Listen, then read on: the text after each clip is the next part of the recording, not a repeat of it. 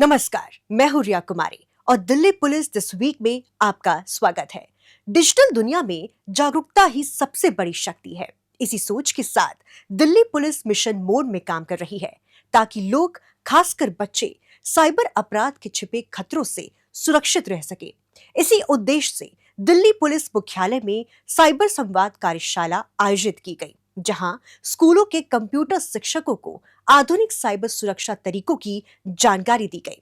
Police का लक्ष्य बच्चों को डिजिटल स्पेस में जागरूक और सक्षम बनाना है ताकि वे तकनीक की दुनिया में आत्मविश्वास और सुरक्षा के साथ आगे बढ़ सके। एक रिपोर्ट। आज के डिजिटल युग में इंटरनेट ने लोगों की जिंदगी को बदल कर रख दिया है। क्या बड़े क्या बच्चे सभी इंटरनेट का जमकर उपयोग कर रहे हैं, जिससे उनके ज्ञान में अभूतपूर्व वृद्धि हो रही है। मगर इंटरनेट के उपयोग के जितने फायदे हैं, अगर एहतियात न बरती जाए तो उसके नुकसान भी कम नहीं है। जी हाँ, हम बात कर रहे हैं साइबर क्राइम की, जिसका बच्चों के शिकार होने की संभावना लगातार बढ़ती जा रही है। लिहाजा दिल्ली पुलिस हर मुमकिन कदम उठा रही है ताकि समय रहते बच्चों को साइबर सुरक्षा के तौर तरीके सिखाए जा सकें। इसी का हालिया उदाहरण है दिल्ली पुलिस मुख्यालय में स्कूल के कंप्यूटर शिक्षकों के लिए आयोजित साइबर संवाद कार्यशाला। I4C गृह मंत्रालय और शिक्षा निदेशालय के सहयोग से आयोजित इस कार्यशाला में विशेष आयुक्त पुलिस क्राइम देवेश चंद्र श्रीवास्तव, अतिरिक्त आयुक्त पुलिस एवं जनसंपर्क अधिकारी संजय त्यागी सहित अन्य वरिष्ठ पुलिस अधिकारियों की गरिमामयी उपस्थिति रही। साथ ही बड़ी संख्या में कंप्यूटर शिक्षक भी इस कार्यशाला का हिस्सा बने। समस्या साइबर अपराध की, मादक द्रव्यों की स्कूलों तक पहुंच गई है। छोटे बच्चे भी इससे प्रभावित हो रहे हैं, चाहे वो साइबर बुलिंग हो, ऑनलाइन गेमिंग हो, बच्चों के फोटो मॉर्फ करके उसका ब्लैकमेल किया जाना हो। आज इस दिशा में दिल्ली पुलिस ने, हमारी साइबर सेल ने, जिसको IFSO बोलते हैं, और केंद्र सरकार के गृह मंत्रालय द्वारा संचालित I4C जो इंटीग्रेटेड कमांड सेंटर है, हमने मिलके स्कूल के टीचर्स के एक अवेयरनेस प्रोग्राम आयोजित किया गया था, जिसमें लगभग 500 टीचर्स ने फिजिकली शिरकत की और लगभग 2000 टीचर्स ऑनलाइन जुड़े हमसे। इसका उद्देश्य ये था कि जब ये टीचर साइबर अपराध के कारणों का, उनको रोकने के तरीकों का, उसको अच्छी तरह से समझ जाएंगे तो ये आगे इसको और टीचर्स तक लेके जाएंगे और स्कूल के बच्चों तक लेके जाएंगे। इस कार्यशाला के दौरान अलग अलग प्रेजेंटेशंस के माध्यम से सभी टीचर्स को बच्चों की डिजिटल सुरक्षा पुख्ता बनाने में उनकी भूमिका के हर पहलू पर विस्तार से जानकारी दी गई। खास बात यह है कि वरिष्ठ पुलिस अधिकारियों और विशेषज्ञों ने इस बात पर जोर दिया कि बच्चों की डिजिटल सुरक्षा केवल पुलिस की जिम्मेदारी नहीं है, बल्कि शिक्षकों का भी कर्तव्य है।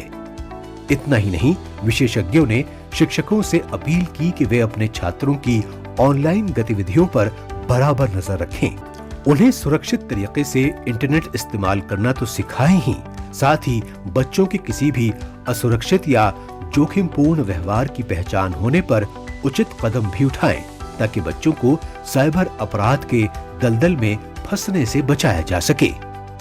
इसी क्रम में शिक्षकों को स्टॉप, थिंक, टेक एक्शन सिद्धांत अपनाने की सलाह दी गई, ताकि वे साइबर खतरों से बच्चों की सुरक्षा सुनिश्चित कर सकें और उन्हें इसके प्रति जागरूक कर सकें।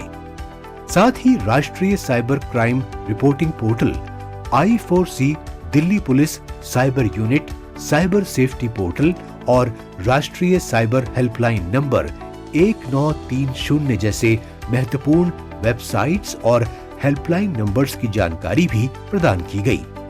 इसके अलावा विशेषज्ञों ने शिक्षकों के सुझावों को ध्यानपूर्वक सुना और उनके सवालों के संतोषजनक जवाब भी दिए। मैं आभारी हूं दिल्ली सरकार के डायरेक्टरेट ऑफ एजुकेशन का, जिन्होंने इस कार्यक्रम में हमारी सहभागिता की, जिनकी वजह से इतने स्कूल टीचर्स हमारे साथ जुड़े। मुझे उम्मीद है कि इस कार्यक्रम को हम आगे भी स्कूल दर स्कूल लेके जाएंगे, टीचर दर टीचर लेके जाएंगे, क्योंकि चाहे वो साइबर अपराध हो, चाहे वो बच्चों में मादक द्रव्यों के दुरुपयोग का मसला हो, जब तक अवेयरनेस नहीं होगी इन चीज़ों को रोकना बहुत मुश्किल है। तो जितनी ज़्यादा जागरूकता बढ़ेगी उतनी ज़्यादा अपराध कम होंगे। इस कार्यशाला के बाद शिक्षक बच्चों की डिजिटल सुरक्षा के प्रति अधिक सजग और आश्वस्त नजर आए। जाहिर है इस कार्यशाला में मिले साइबर ज्ञान की बदौलत अब वो अपने छात्रों को सुरक्षित तरीके से इंटरनेट का इस्तेमाल करना सिखा सकेंगे। अब मैं इतना उत्सुक हो गया हूँ कि जो भी जानकारी यहाँ से मिली है वो मैं अपने बच्चों तक, अपने स्कूल के बच्चों तक, अपने आस पड़ोस में भी, और हम सेशंस लेंगे स्कूल में जाकर, ताकि बच्चों को अवेयर किया जाए कि साइबर क्राइम से कैसे बचा जा सकता है। वर्चुअल वर्ल्ड में कैसे सेफ रहना है और कैसे हाइजीन मेंटेन करना है, तो इसके बारे में ये अवेयरनेस प्रोग्राम था, ये काफ़ी अच्छा था। साइबर सुरक्षा के खतरे लगातार बढ़ते जा रहे हैं, लिहाजा दिल्ली पुलिस समाज के हर वर्ग को जागरूक करने में जुटी है ताकि उन्हें साइबर सुरक्षा के बारे में अवगत कराया जा सके।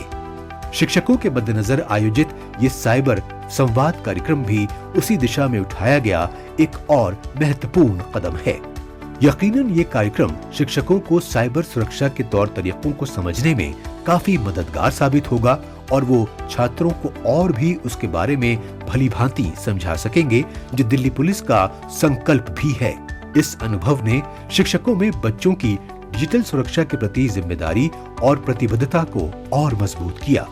वे न केवल साइबर खतरों से बचाव में सजग हैं, बल्कि बच्चों को सुरक्षित, जागरूक और जिम्मेदार डिजिटल नागरिक बनाने के लिए सक्रिय कदम उठाने के लिए तैयार हैं। बीते सप्ताह दिल्ली पुलिस की पीआरओ यूनिट द्वारा लोगों को जागरूक करने के लिए विशेष अभियान चलाया गया। आइए देखते हैं उसकी एक झलक।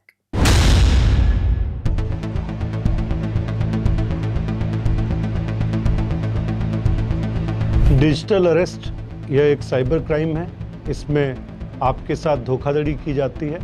यहाँ पे जो क्रिमिनल है अपने आप को पुलिस, ईडी या कस्टम का अधिकारी बताकर आपको यह विश्वास दिलाने की कोशिश करता है कि आपके बैंक खाते, सिम कार्ड, आधार कार्ड का गैरकानूनी तरीके से उपयोग किया गया है।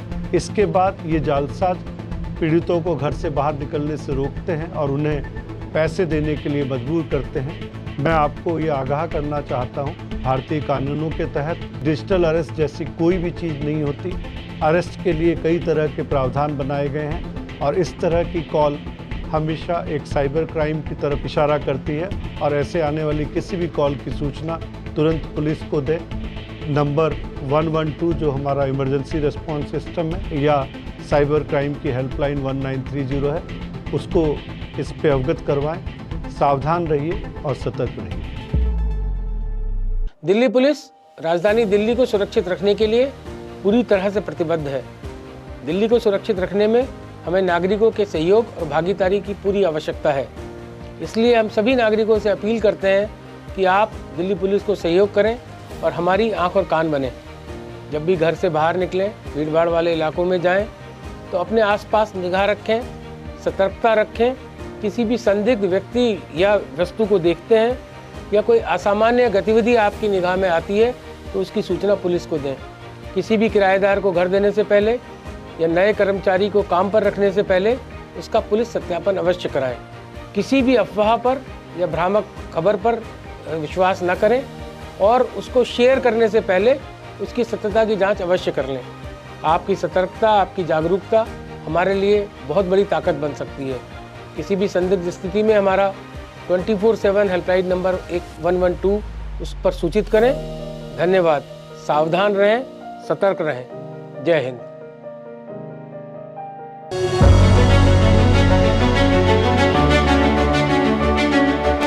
दिल्ली पुलिस ने सुरक्षा के कड़ी इंतजाम किए हैं। इसमें कई जगहों पर हमने पिकेट भी लगाए हैं जहां पर गाड़ियों की चेकिंग, लोगों की चेकिंग की जा रही है। और इसमें हम आपसे भी अपील करते हैं कि आपके भी नज़र में जब भी कोई संदिग्ध व्यक्ति या वस्तु आए या फिर कोई गाड़ी जो बहुत टाइम से कहीं पर खड़ी हो, ऐसी चीज़ जब भी आप देखें तो आप अपने नियरेस्ट पुलिस स्टेशन में इसके बारे में सूचना दें या आप 112 पर भी जो हमारा इमरजेंसी रिस्पॉन्स सिस्टम है उस पर भी आप डायल करके हमें बता सकते हैं या जो भी आपसे नज़दीक पुलिस वाला आपको कहीं भी दिखे उनको ये चीज़ बताएं। आपसे यह भी अपील है कि आप जो भी दिल्ली पुलिस सुरक्षा के दृष्टिकोण से चेकिंग, फ्रिस्किंग ये सब चीज़ें कर रही हैं उसमें आप पूरा सहयोग दें। ये आपको ही सुरक्षित रखने के लिए किया जा रहा है।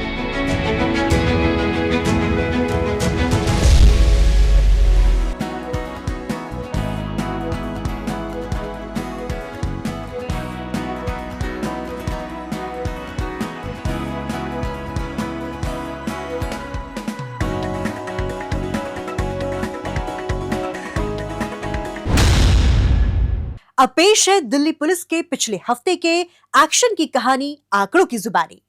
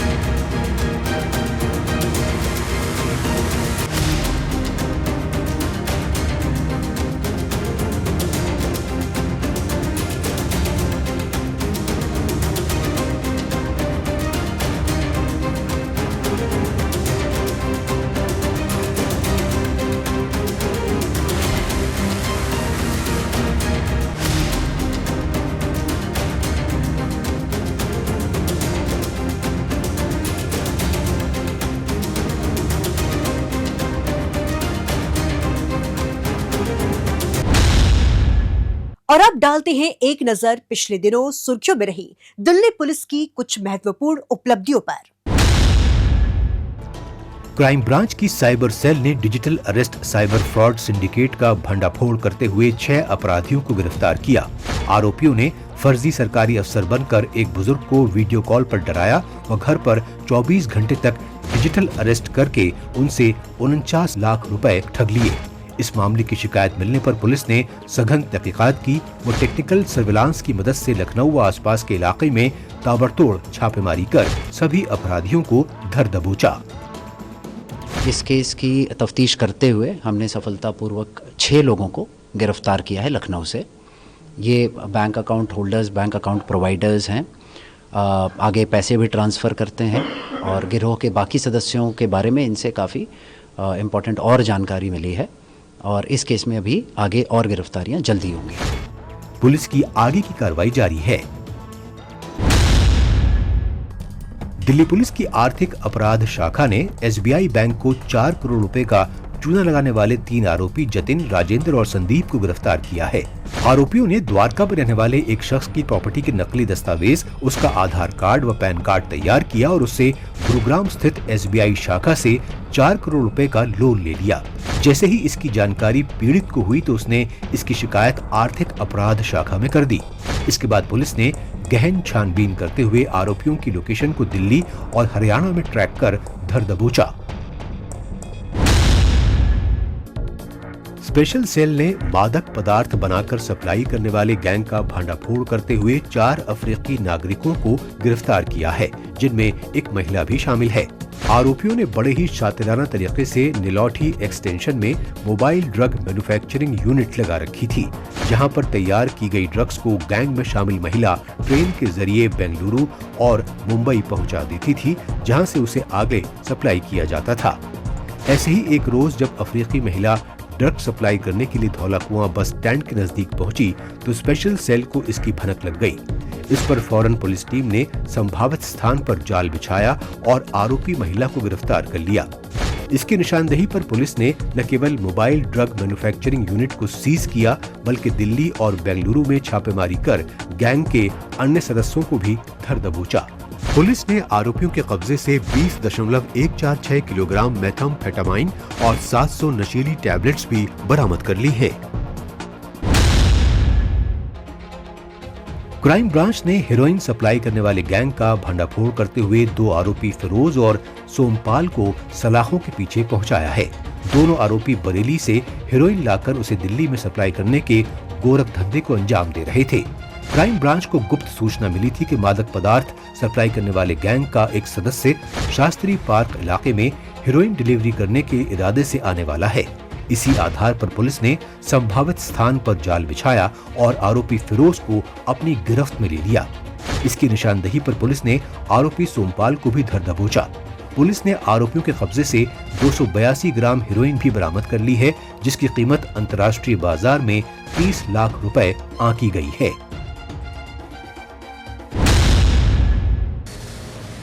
शाहदरा जिला पुलिस ने रंगदारी वसूल करने वाले गैंग का भंडाफोड़ करते हुए आरोपी साजिशकर्ता सहित 2 शूटर्स को गिरफ्तार किया है। 30 लाख रुपए की मांग पूरी न करने पर आरोपी जहीर, फारूक और सलमान ने सचिन नाम के शख्स के कहने पर भोलानगर स्थित एक घर पर ताबड़तोड़ फायरिंग की घटना को अंजाम दिया था। उस मामले की शिकायत मिलने पर स्पेशल स्टाफ और फर्श बाजार थाने की पुलिस टीम ने सीसीटीवी कैमरों की पड़ताल और अपने मुखबिर तंत्र की सहायता से आरोपियों को गिरफ्तार कर लिया।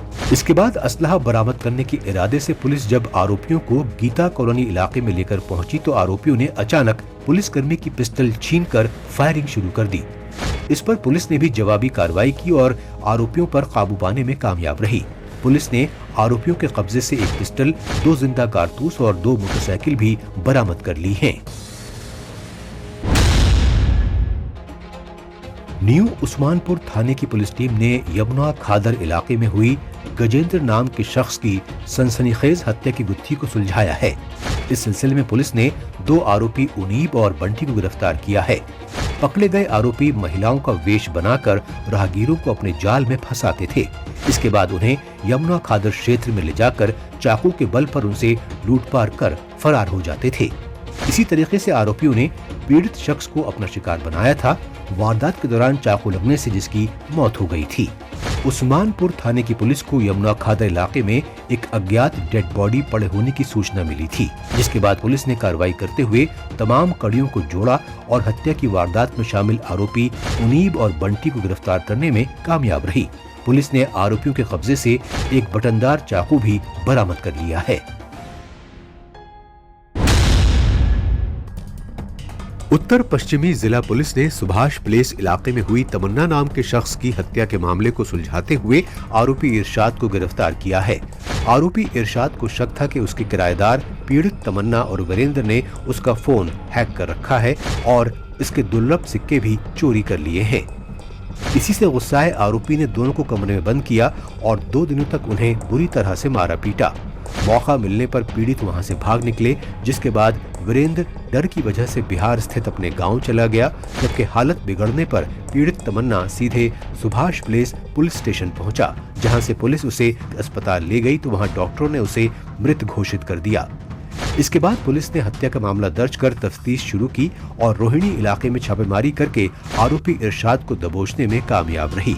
पुलिस ने आरोपी के कब्जे से एक बेल्ट, रस्सी और मृतक का मोबाइल फोन भी बरामद कर लिया है।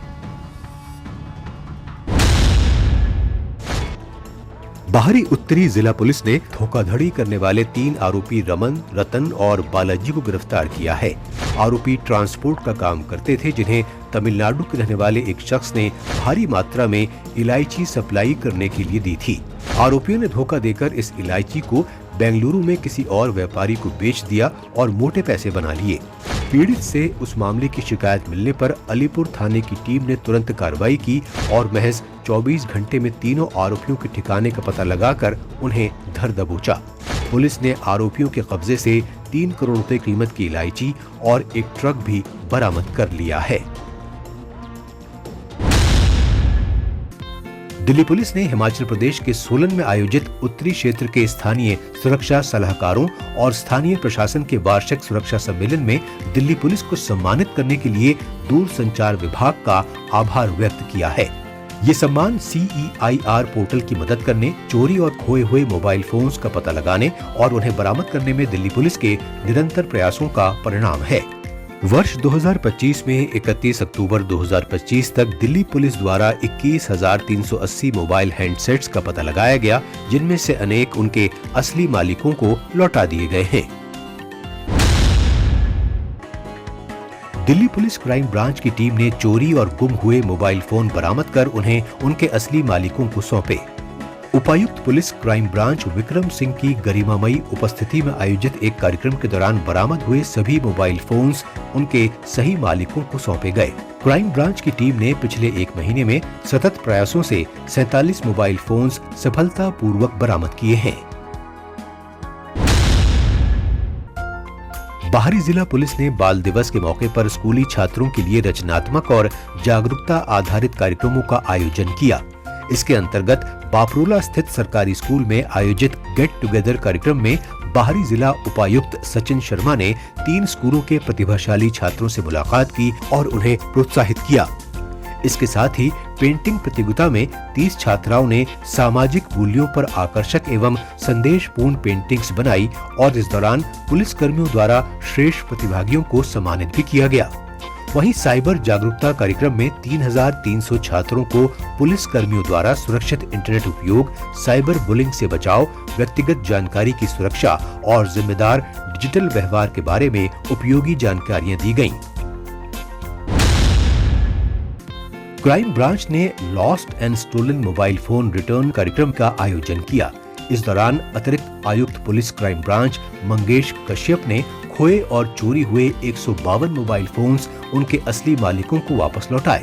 खास बात यह है कि इन सभी मोबाइल फोन्स को क्राइम ब्रांच की महिला पुलिस कर्मियों द्वारा कड़ी मेहनत के उपरांत बरामद किया गया था। दिल्ली पुलिस दिस वीक में आज बस इतना ही। अगले हफ्ते दिल्ली पुलिस की कुछ और ताजा तरीन खबरों के साथ हम फिर होंगे हाजिर। लेकिन आपको हमारा ये कार्यक्रम कैसा लगा, कमेंट बॉक्स में अपनी राय लिखकर हमें जरूर बताएं। नमस्कार।